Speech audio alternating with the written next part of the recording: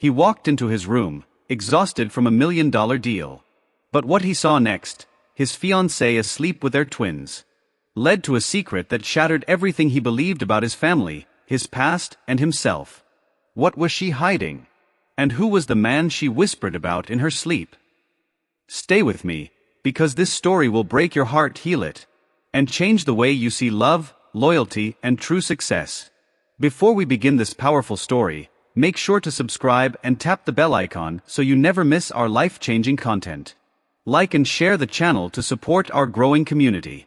This is more than just storytelling. Every episode carries a meaningful moral lesson designed to inspire, uplift, and transform. Join us on this journey of growth, reflection, and emotional discovery. Millionaire entered his room. He saw his fiancée asleep with their tea. Wins but. I was born with nothing. Not even a name that carried weight.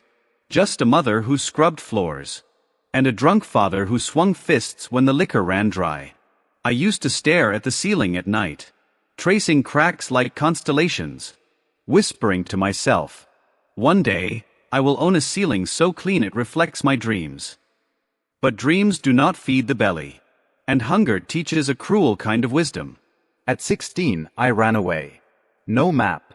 No money. Only the fire in my chest. I sold water bottles on scorching streets. Dodging pity, chasing dignity. Then I cleaned office floors. Wearing shoes with more holes than leather. One evening, while mopping the marble of a law firm, I heard her voice. Gentle. Steady. Unafraid. You missed a corner. She pointed with a smile that was not mocking, but curious. Her name was Layla. An intern, fresh from university, with eyes that studied people like puzzles, and a heart that offered more than most could carry. Days turned into weeks. She brought me coffee, then books, then questions I had never dared to answer. What do you want, really? I wanted to scream, to cry, to confess I had never allowed myself to want. She made me want, not things, but more of myself, more of what I could be. With her help, I applied for night classes, taught myself coding under dim street lamps, launched a small website, then an app, then a company. I failed 3 times. Once with $25 left in my account. She stayed. I yelled at her once. When I broke under pressure. She stayed. I gave up. She did not. You are not the boy who ran away. You are the man who builds. And so, I built. First, the business. Then a second. Then a team. Then a reputation. Investors laughed at my clothes, but signed the checks. I became a millionaire at 32. But not because of money. Because I had finally come home. To a version of me I never knew was possible. I proposed to Layla on the rooftop of our first apartment. No flash. No press. Just the skyline, our tears, and 2 hearts that had built something immortal. Then came the twins. A boy and a girl. My daughter's eyes were her mother's fire. My son's grip was stronger than mine had ever been. I remember the night it happened. A long, grueling day at the boardroom. My assistant had quit. Investors were impatient. I was drained, barely holding it together. I entered the room, still in my suit, the weight of the world on my shoulders. Then I saw it. Layla, asleep. The twins on either side of her. One tiny hand on her cheek. Another curled into her shirt. My heart paused. I had missed this moment for months, chasing what I thought still mattered. But it was the look on her face, even in sleep, that shattered me. Peace. Love. Exhaustion. A silent ache I had been too blind to notice. I knelt beside them. Tears burned my throat. She stirred slightly, whispered a name in her sleep. It was not mine. It was Elias. The name stabbed through me, like winter wind against bare skin. She had never mentioned that name before. Not once. I froze. My breath shallow. My mind spinning. Who was Elias? My daughter stirred. pressing her face closer into her mother's chest. Layla exhaled softly, a single tear escaping from the corner of her eye. Even in sleep. What sorrow lived behind that tear? What story had I missed? While I chased numbers, and meetings, and boardroom victories, I looked around the room. The gentle hum of the humidifier. The soft night light casting gold halos over their faces. The untouched dinner tray by the crib. How long had she been doing this alone? My twins needed me. Layla needed me. But I had become a stranger in my own home. A man admired by the world, but invisible to the only people who truly mattered. I wanted to shake her awake. To ask her everything. Who was Elias? Was he from her past? From her pain? Was he? No. I could not let suspicion poison this moment. Not after all she had carried. I slowly stood up, took off my watch, removed my tie.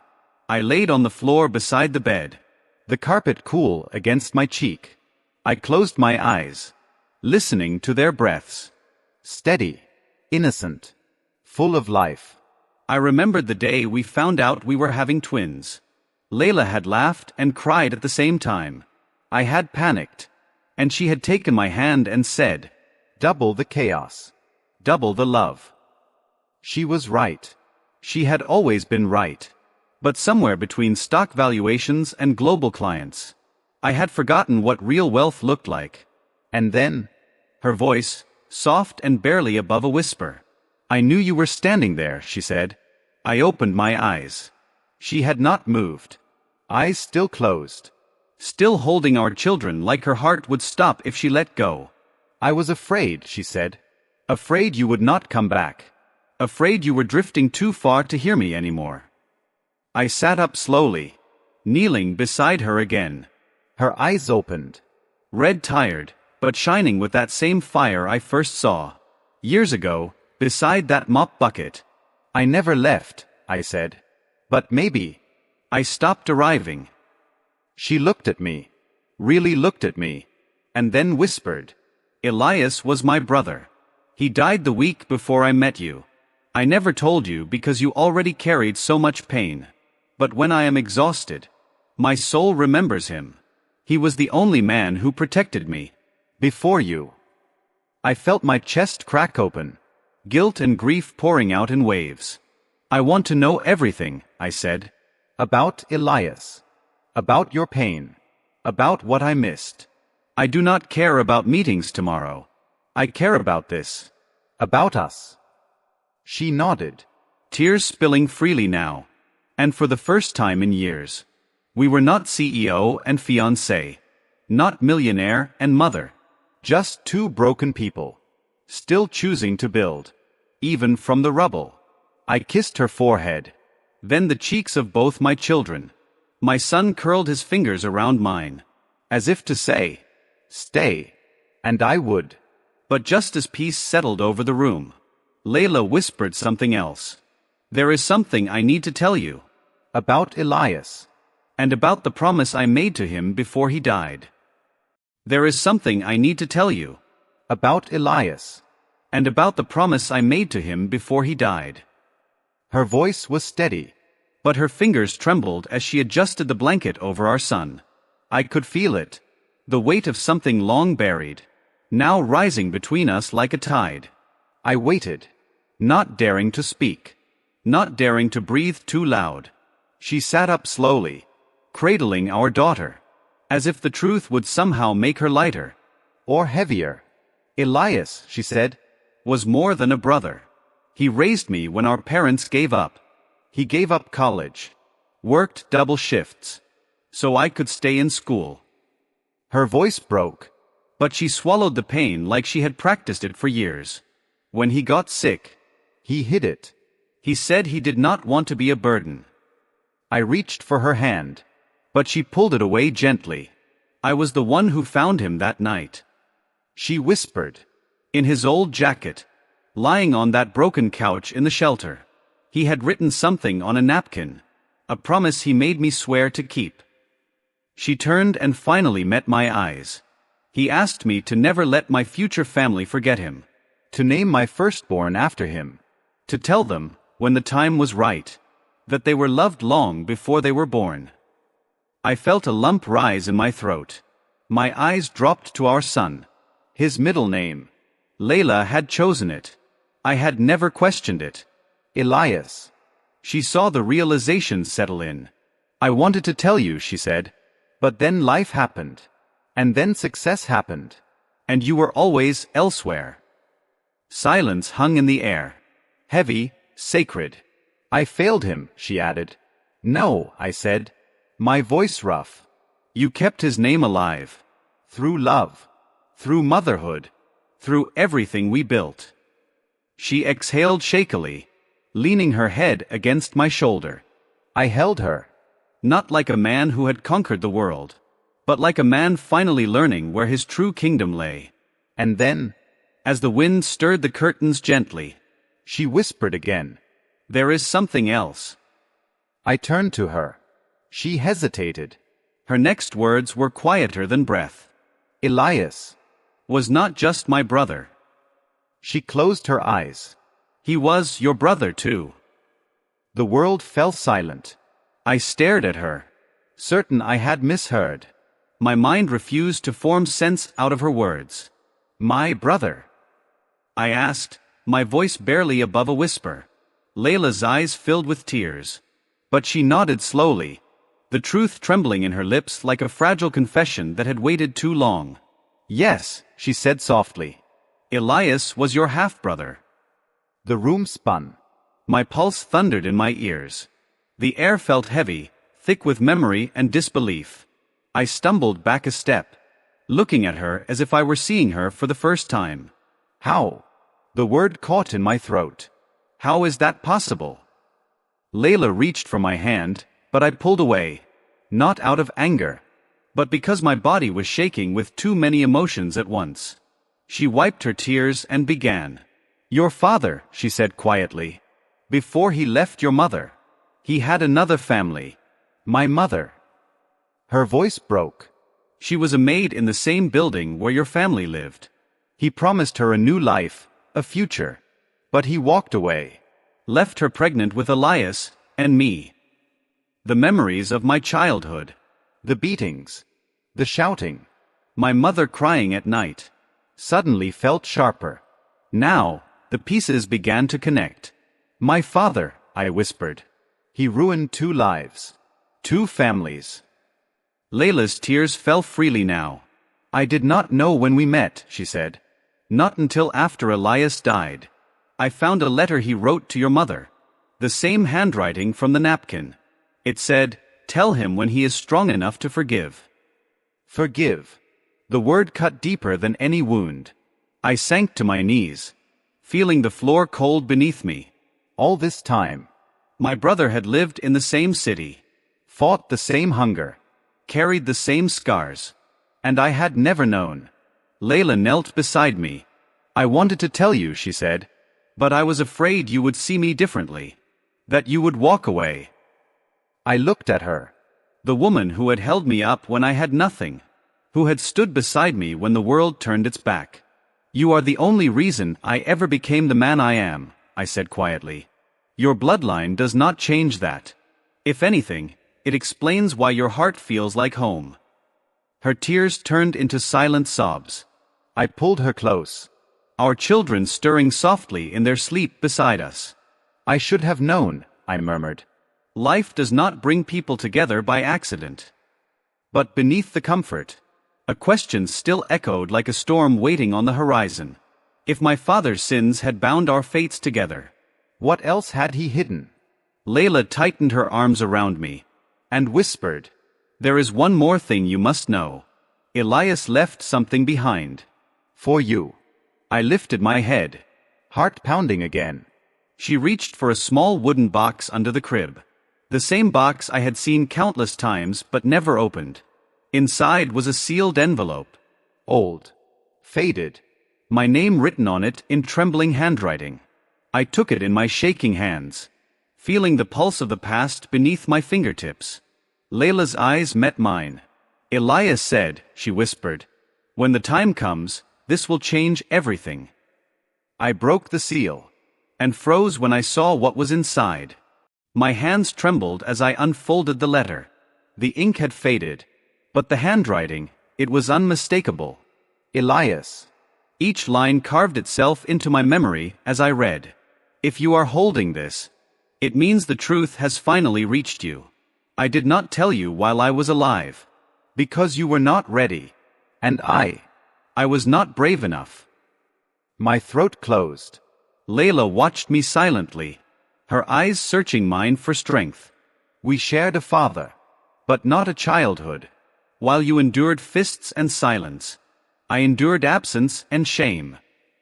Still, I followed your story, every newspaper headline, every interview. I was proud of you, even when you did not know I existed. My chest ached. Tears blurred the words on the page. I clenched my jaw, holding back the flood. You became the man he never could be. You broke the cycle, brother. You gave love where he gave pain. I never wanted to take anything from you, only to return something that was always yours. I paused, confused, heart pounding. What did he mean, return? At the bottom of the envelope, tucked behind the letter, was a folded deed. An old property. A building. It was the apartment complex where my mother had died. The one that had been sold off during our darkest days. The place I had never had the courage to visit again. And scribbled in Elias's hand, across the top of the page. Restore it. Let it become what it never was for us. A place of peace. I dropped to my knees. The letter pressed against my heart. He had bought it. My brother had bought the very place that broke me, and preserved it, so I could heal. Layla wrapped her arms around me. We wept. For Elias. For our parents. For everything that could never be changed. And everything that still could. In the quiet of that moment, I heard my daughter's sleepy murmur, "Daddy." I turned to her, her little face glowing in the dim light. So full of wonder. So full of innocence. "Yes, baby," I whispered, crawling beside her. "I am here." She reached out, rested her hand on the letter. "What is that?" I looked at Layla, then at our children, and I knew. The story I had run from was now the story I had to tell. But before I could answer, my phone buzzed from across the room. A single text. From an unknown number. I knew Elias too. "And there is more you need to know. Meet me tomorrow. I will explain everything." Layla read it with me. Her face went pale. "I do not recognize the number," I said. She stared at the message again, then slowly sat down, holding our son close. "Before Elias died," she whispered, "he told me there was someone else who knew. A woman." I looked back at the message. The text came with a location. It was not far, but it was a place I had not visited in years. The old library, where I once hid from the world. I looked at the clock. 3:14 a.m. The hour where night meets reckoning. And deep in my heart, I knew, whatever awaited tomorrow, would change everything. Sleep was impossible.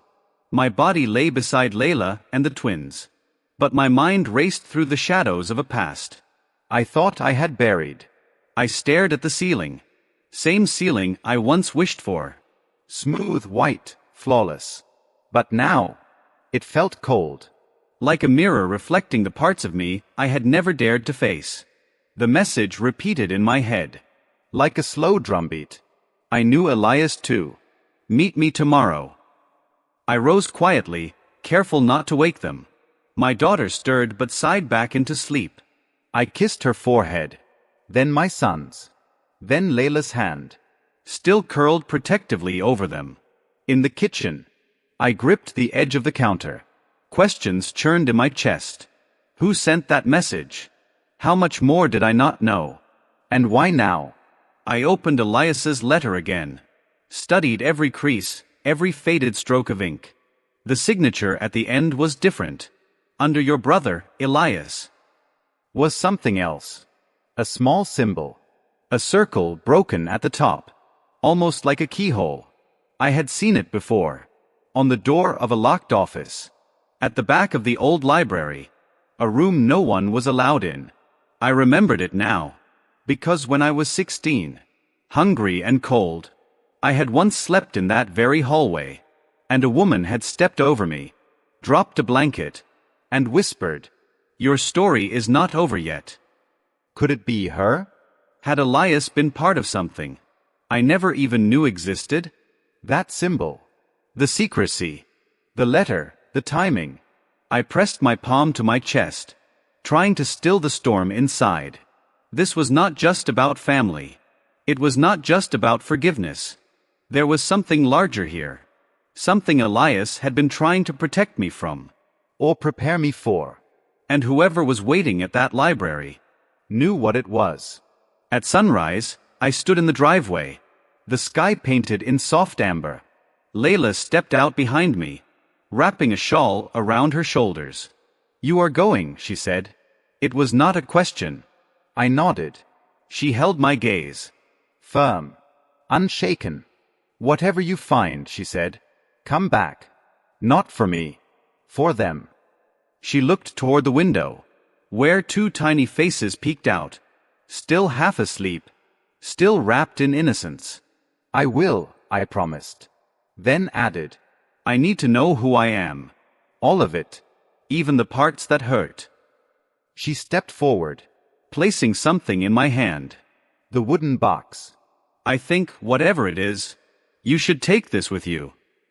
I opened it again, and beneath the letter was a small metal pin. That same symbol. The broken circle. But now I noticed something else. The reverse side of the pin had numbers. Coordinates. And a name. Grace. Layla gasped. I looked up. "You know her?" I asked. She hesitated. Her eyes glistened. She was our mother's best friend. She disappeared the year Elias died. The puzzle pieces began to shift again, one after the other. And I knew. Whatever I was about to walk into, Elias had left a map. Now it was my turn to follow it. I stepped into the car, heart pounding, past and future colliding with every breath. As I pulled out of the driveway, I looked one last time at the house. At the life I almost lost chasing everything. That meant nothing. Now, I was chasing the truth. And it was waiting for me. Behind the door. With a broken circle. The library door creaked as I stepped inside. Dust floated in beams of golden light. And silence welcomed me like an old friend. I walked past the rows of forgotten shelves. Until I stood before it.